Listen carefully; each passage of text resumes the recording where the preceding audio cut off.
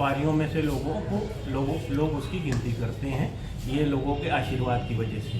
ये आज किस लिए प्रेस वार्ता बुलाए, क्या वजह से? प्रेस वार्ता बुलाने का मकसद सिर्फ हमारा ये था कि हमारे पास एक ही ऑप्शन है मीडिया के माध्यम से सारे जगह हमारी आवाज़ पहुंच जाए। जो हमें प्रताड़ित किया जा रहा है, जिस तरीके से हमें प्रताड़ना दी जा रही है और हमारे साथ धोखाधड़ी की जा रही है और हमारी बिजनेस की छवि को और हमारी छवि को पूरे उसमें धूमिल किया जा रहा है, इस वजह से मैंने प्रेस कॉन्फ्रेंस बुलाई है ताकि ये लोगों की ये आपके माध्यम से, मीडिया के माध्यम से सारे लोग तक सच्चाई पहुँचे कि सच्चाई है क्या मामला है। मामला एक्चुअली यहाँ पर ये है कि एक बीजेपी के जो अपने को बहुत दबंग नेता बताते हैं सैयद इतरत हुसैन, उनका एक्चुअली ये बोलते हैं कि मेरे पास इतनी ताकत है कि मेरा कोई कुछ कर नहीं सकता। इसी प्रकरण में एक प्रॉपर्टी का मैटर था जिसमें वो हमसे संपूर्ण धनराशि ले चुके थे और धनराशि लेने के बाद अब उनकी मंशा में मतलब जो है एक दबंगई आ गई और वो दिखा रहे हैं कि मैं तुम्हारी प्रॉपर्टी पे वापस भी ले लूँगा पूरा कब्ज़ा। हालांकि उन्होंने ये भी बता रहे हैं कि मैं कब्ज़ा कर लूँगा, कर लिया है, अभी जांच चल रही है।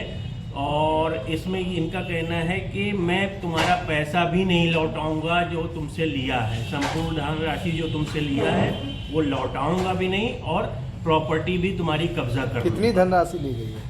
ये करीब हमसे इन्होंने 1 करोड़ रुपया लिया। अब ये अपनी दबंगई के बल पर ये कह रहे हैं कि चूँकि मैं एक नेता हूँ और मेरे सोर्स ऑफ पावर बहुत बड़े हैं तो मैं ये करूँगा कि आपकी ये प्रॉपर्टी को भी कब्जा करूँगा और आपका पैसा भी नहीं लौटाऊँगा, जो आपको करना है कर लीजिए। इसी को मैं मीडिया के माध्यम से ये सब जगह पहुँचाना चाहता हूँ कि सारे लोगों के सामने सच्चाई पहुँचे। 1 करोड़ का पैसा कहाँ से आया आपके पास?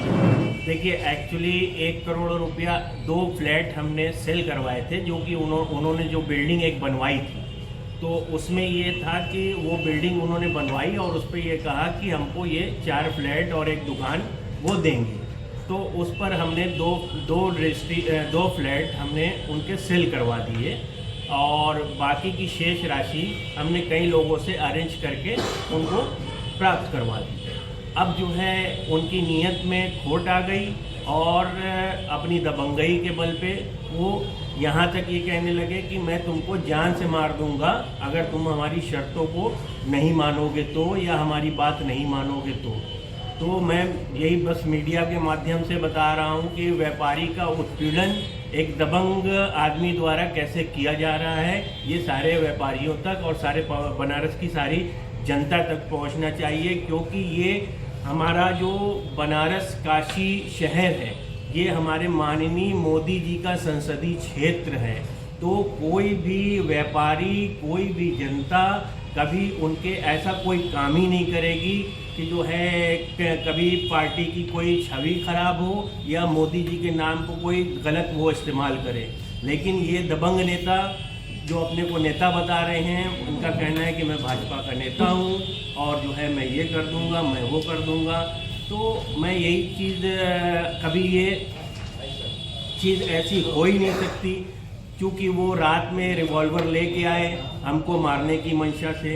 अब मैं ये गुहार लगाना, मैं आज इस मीडिया के माध्यम से ये भी बताना चाहता हूँ और हाथ जोड़कर अपने प्रशासन और सरकार से गुहार लगाना चाहता हूँ कि अगर ऐसे दबंग नेता, इतरत हुसैन ऐसे दबंग नेता जो भारतीय जनता पार्टी का बैनर लगा के व्यापारियों का उत्पीड़न करेंगे तो इससे क्या है, व्यापारी और जनता का विश्वास जो है पार्टी से और इस पर उठेगा। तो तुरंत जो है हमारे कप्तान साहब ने संज्ञान में लिया और इनके साथ मुकदमा कायम किया और चेतगंज थाना में मुकदमा पंजीकृत किया। और मैं इसका बहुत बहुत सरकार का और प्रशासन का बहुत बहुत आभारी हूँ कि उन्होंने जो है कोई बड़ी घटना होने से, क्योंकि उनकी मंशा ये थी कि मुझे मार दें, और बड़ी घटना होने से उसको बचा लिया।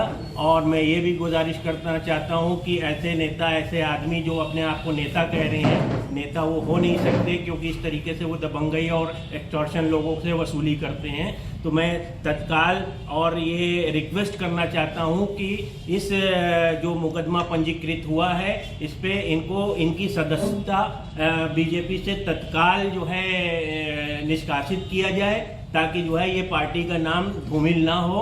और दूसरी चीज़, जो ये एक लाइसेंस के असलहे पे दो असलहा रखे हुए हैं और ओपन लेके चलते हैं, और हमको कभी भी हर वक्त हमें हमारे परिवार को इनसे पूरी जान का खतरा है। कभी भी ये कोई घटना कर सकते हैं, तो मेहरबानी करके इनका असलहा और लाइसेंस रद्द किया जाए, असलहा जमा करवा के जो है इनको जो है कस्टडी करवाया जाए, वरना किसी दिन भी ये बड़ी घटना को अंजाम दे सकते हैं। बस, धन्यवाद। अब इतने बड़े व्यापारी क्यों नहीं सड़क पे उतर रहे हैं?